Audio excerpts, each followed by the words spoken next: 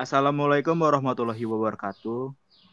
Di sini saya dengan teman-teman saya akan mempresentasikan tentang activity diagram dan use case diagram mengenai pemesanan tiket konser. Saya Wisnu Nugroho Bakti bersama teman-teman saya Rizky Fauzan, Antonius Dimas, dan Pegaskaran Nur Pradana. Ya, di sini saya akan menjelaskan tentang activity diagram. Activity diagram, sesuai dengan namanya, diagram ini menggambarkan tentang aktivitas yang terjadi pada sistem, dari pertama sampai akhir. Diagram ini menunjukkan langkah-langkah dalam proses kerja sistem yang kita buat. Sebagai contoh, langkah-langkah memasak air. Tetapi kita akan menjelaskan dengan bentuk grafik. Struktur diagram ini juga mirip dengan flowchart. Lalu fungsi activity diagram. Yang pertama ada menggambarkan proses bisnis dan urutan aktivitas dalam sebuah proses.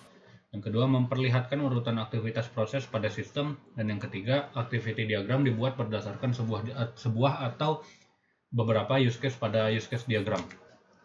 Lalu elemen activity diagram. Elemen yang terdapat di diagram ini adalah activity yang terdiri dari action, object, control, partition, dan activity edge. Lalu masuk ke activity. Activity adalah aktivitas atau operasi atau kegiatan yang dilakukan dalam sistem. Activity bisa berupa tiga hal di bawah ini. Yang pertama action. Action adalah satu unit langkah di dalam aktivitas. Nama action biasanya berupa kata kerja. Contohnya mengisi formulir pemesanan, mendaftarkan perkuliahan, dan lain-lain. Lambang action dalam activity diagram adalah round cornered rectangle. Yang kedua, objek. Objek dalam activity diagram merepresentasikan objek atau benda. Biasanya dicantumkan sebagai hasil dari action dan atau yang akan dipakai oleh action berikutnya. Yang ketiga, control. Control merupakan node yang digunakan untuk mengkoordinasikan alur antara node lainnya. Terdapat beberapa macam control node sebagai berikut. Initial node atau node awal, flow final node atau node akhir dari sebuah alur, activity final node atau node akhir dari keseluruhan alur aktivitas, decision node atau node dengan cabang pilihan-pilihan, fork node, node yang membagi satu action menjadi dua atau lebih action, join node, node yang menggabungkan dua atau lebih action menjadi satu action. Nah, di sini kita bisa lihat pengelompokan dari simbol-simbol dari activity diagramnya. Nah, di sini kita bisa melihat ada action node, yang mana di sini menggambarkan aksi dari suatu activity diagram tersebut. Lalu yang berikutnya itu adalah pengelompokan suatu objek, yang dimana pengelompokan suatu objek itu berupa initial node, ada decision, ada fork node, ada join, ada merge, dan final node-nya. Dan yang berikutnya itu kita memiliki control node, yang mana itu akan menghubungkan satu aktivitas dengan aktivitas lainnya, akan tetapi di dalam satu aktivitas swimlane, yang mana akan kita jelaskan di slide berikutnya. Nah, di sini kita bisa lihat yang selanjutnya ini partition, tidak lain dan tidak bukan, ini bukan kurang lebih, maksud saya di sini ini sama dengan swimlane yang saya jelaskan tadi, yang saya bilang tadi. Jadi ini merupakan bagian dari dalam activity diagram berdasarkan aktor atau divisi yang melakukan aktivitas tersebut. Partisi dalam aktivitas biasanya menggunakan notasi swimlane.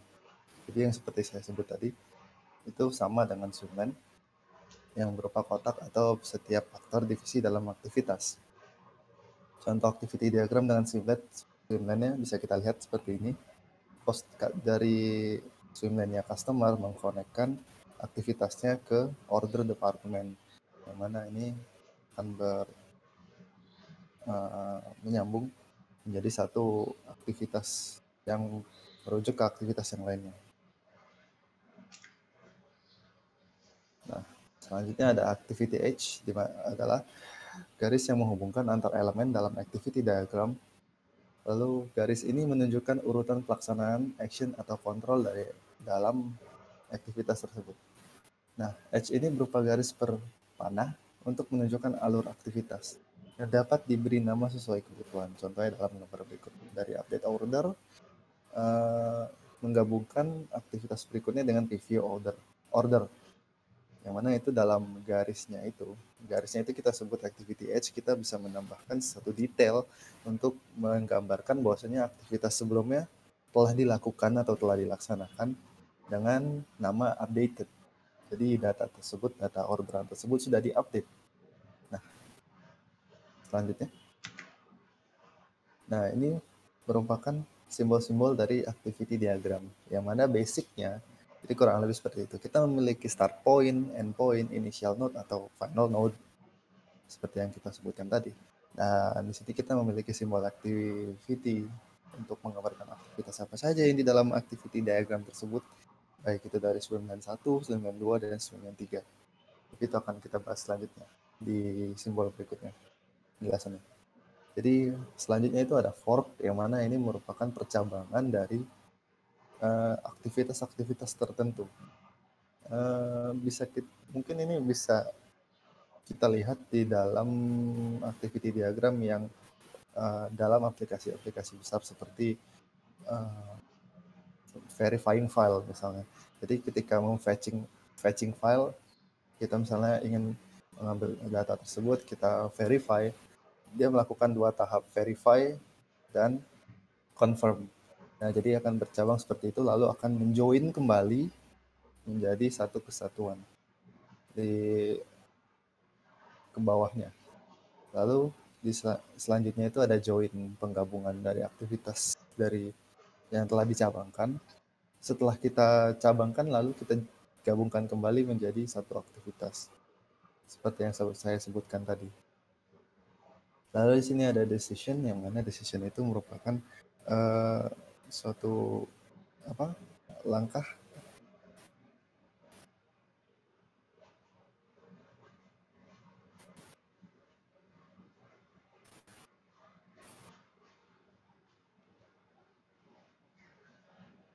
jadi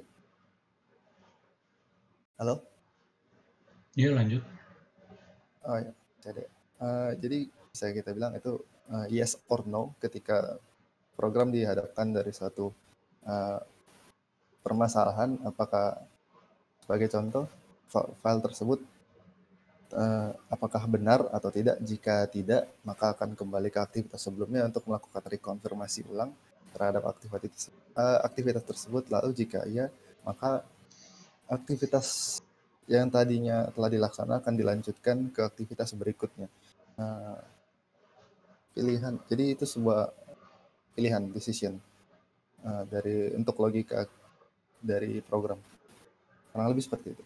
Lalu ada swimlane, yang mana ini sebuah cara untuk mengelompokkan aktivitas berdasarkan aktornya, seperti tadi kita lihat ya, ada customer sama departemen itu tadi. Itu dikelompokkan menjadi satu aktor yang berbeda. Jadi swimlane 1 itu memiliki aktor yang customer, swimlane 2 memiliki departemen. Jadi itu merupakan cara untuk pengelompokan aktivitas berdasarkan aktor-aktornya. Selanjutnya. Nah, di sini kita bisa lihat dari aktivitas diagram yang telah kita buat. Di sini kita membuat aktivitas diagram yang bertemakan pemesanan tiket konser. Yang mana di sini kita batasi limitasinya. Kita hanya membuat activity diagram dari pemesanan tiket konser dari aplikasi server side-nya. Jadi bukan di client side, akan tetapi jika kita membuat dari client side itu akan membutuhkan aktor yang lebih banyak lagi. Akan tetapi di sini kita hanya memerlukan aktor, admin, sistem, dan database. Jadi untuk lebihnya seperti ini. Jadi dimulai dengan initial node atau mulai gitu, dengan menu tambahan data jika dia ingin menambahkan data dari si admin tersebut, lalu sistem akan merequest menambah data tersebut, lalu database akan mengkonfirm mengupdate data. Setelah diupdate, lalu akan showing updated data. Apakah dia ingin menambahkan data lagi? Jika iya, dia akan kembali ke menu tambahan data, dia akan kembali ke atas, lalu mengulangi proses yang sama. Dan jika tidak, maka data tersebut akan disimpan, lalu mengexecute di database tersebut, lalu jika sudah selesai, maka program akan di-end atau di-terminated, lalu akan selesai.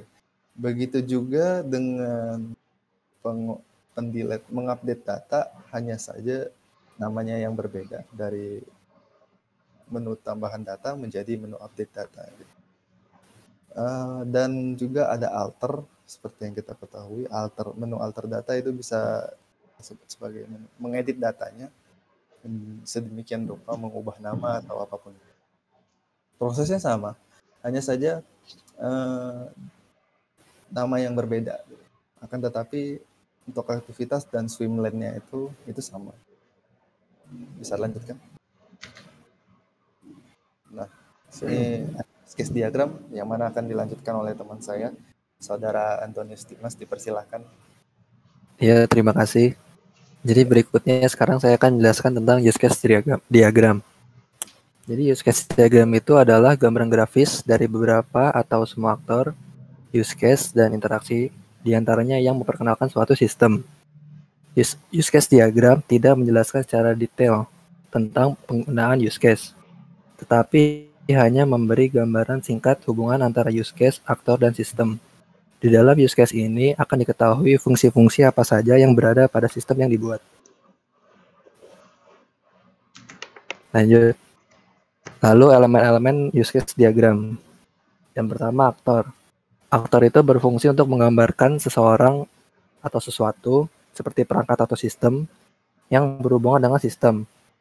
Aktor hanya berinteraksi dengan use case, tetapi tidak memiliki kontrol. Lalu yang kedua ada use case. Use case adalah gambaran fungsionalitas dari suatu sistem sehingga customer atau user sistem paham dan mengerti mengenai kegunaan sistem yang akan dibangun. Lalu yang ketiga ada association, itu menghubungkan link antar elemen.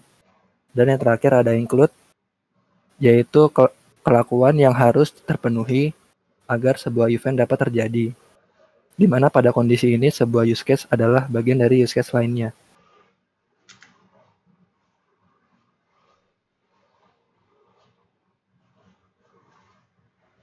Nah, jadi di sini kita bisa lihat use case dari aplikasi tiket konser yang kita buat. Jadi kurang lebih seperti ini untuk penggunaan use case-nya dari server side app scripting-nya yang kita buat.